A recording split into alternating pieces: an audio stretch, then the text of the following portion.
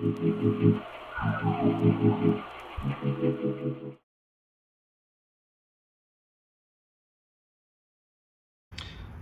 how do you turn on the Stinger CNC? Now, looks like if we look across, the computer's struggling, it's doing some updates and restarting and all that good stuff. So that computer gets turned on, it's plugged into the wall, no switch for that. But for our mill here, we do have to hit a bunch of things to turn it on. Now, you're gonna go in the reverse to turn it off, but the first thing you should do is hit this electric cutoff switch. We're gonna bring it down. Hopefully that's in the right position now. If it's off, you should note that there is a little hole right here. That's so we could actually like lock it in place that way so no one turns this on. When we're not using it, we should turn it off, and when we're really not using it for a while, we should actually unplug it, because the electronics in here can get fried if it's on for a while and say maybe we get a lightning storm, that sort of thing. So one switch on, second switch we have to do, this switch right here. And you'll hear the fan turns on. The fan for our spindle up here is on. You'll hear a little click in there, maybe a solenoid or two. And finally, I usually love to hit the E-stop here. Just gotta twist that to undo the E-stop. And now our machine is on. If anything doesn't turn on, you gotta make sure, again, this is in the on position. This is in the on position, so there's no hole right here where my finger is in that notch. And then also the two plugs that you gotta check on the wall, this plug right here, and then there's a second black wire that's going to the control box as well. So that is how to turn on the Stinger CNC. Hey folks, so what I want to go over right now, I've turned the CNC off, but I want to go over how to warm up the CNC spindle. And we're going to do it on this computer in a moment. The desk's a little bit of a mess, but this should be something we do before we run any files, and we should do it honestly daily, if not daily, a couple times a week. The spindle of the CNC, and maybe I've made another video, is this unit right here. That's why the fan was on when I turned it on. Basically, there is a bearing pretty similar to, say, the bearing you would see in a roller skate or a skateboard in here. It allows us to spin it around. This is a motor. Spindle's similar to a router, which we would use to like edge wood or cut through wood. It's just a little faster and easier to control, and technically, I guess, in a router, there's a spindle.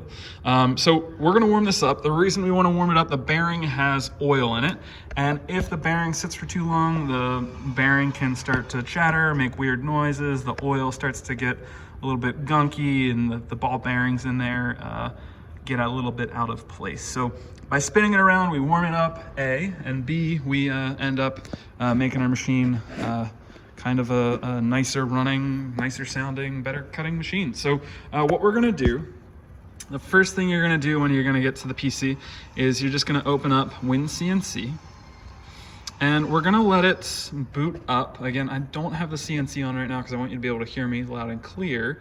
But once this boots up, we in a moment are going to click on two things. We're going to click on Initialize, which is going to take the spindle to the origin, so it's in the right place. And then we're going to hit Warm Up, and it's going to warm up and run its warm-up routine for about like 3 to 5 minutes. So let's head on back to the CNC real quick. And if we hop back over here, I'm going to turn it on. It'll get a little bit louder. And once it's on, and you can hear that fan's on, we should be able, if it's connected, I may have to reboot this program. It looks like it's connected up here with the green dot right there. We should be able to hit Initialize. And Initialize is again going to take us to just our 0,0 over there. So it's doing a quick brief check. It's clicking its limit switches up here. Now it's going to do the limit switch under the table. And now it's homed. Now that we've done that, we know we're not going to hit anything by accident. We can hit warm up. Now, you can just hit warm up. Once it's done its cycle after about 5 minutes, you can just shut this machine on down. Once I start that up, you're probably not going to be able to hear me that well. So you're either going to warm it up, it's going to be done, you turn the machine off for the day, or you warm it up, and then we can start our next process of actually aligning where our file is once we load it in CAM Master here. So warm up. It's going to do another quick initialization. We have our bit in there, our little end mill, nice and tight. Put that in there earlier. And now it's gonna spin on up. So it's not too loud, but it's loud enough that it's annoying. And that's it. That goes for about like 3 minutes or so, and then either again you shut the machine off or you prep to cut out your file. Alrighty, that's it.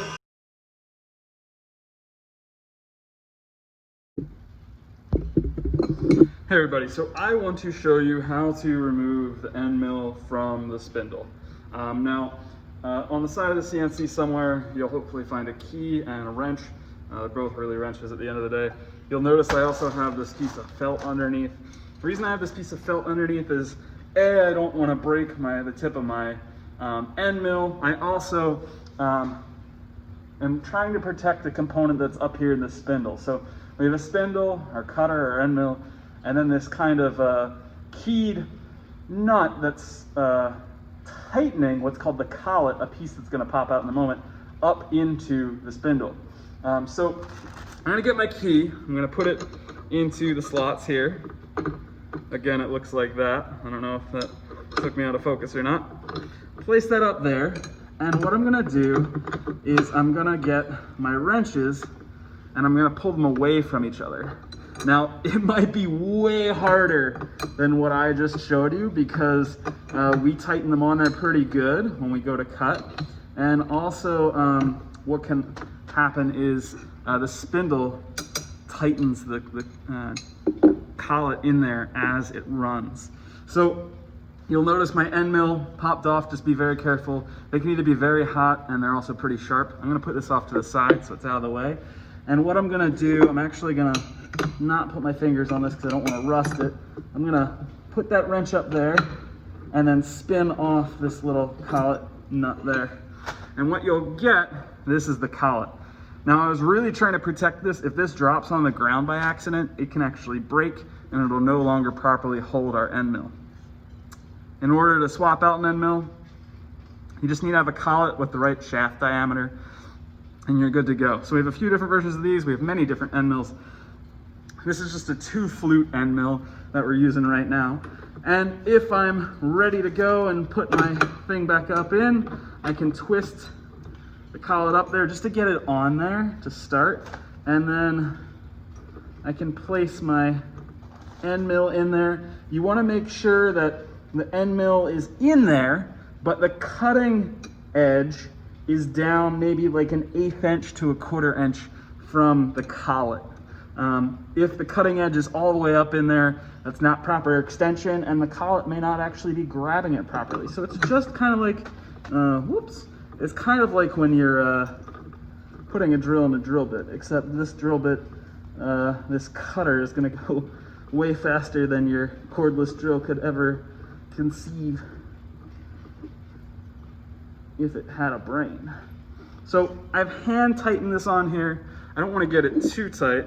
And then I've got my keyed wrench and I'm going to give it one more tighten. And I'm pulling these away from each other. So if I want to loosen, pull towards. If I want to tighten, pull away. And I'm just going to give it one more wrench down. Not over tightening because I don't want to ruin the threads on the collet, or on the spindle, excuse me. And that is how to swap your end mill out. Now, I think I could even go down a little bit further if I wanted to, but for this video, this illustration, I think that's good enough. So I'll definitely be helping you with this. Just know we have many different end mills. I'll probably splice in a second a couple more that we have. We have some V-carve, round end, and a bunch of others that you can use of various diameters. So that's it for now. I'll see you on the flip side.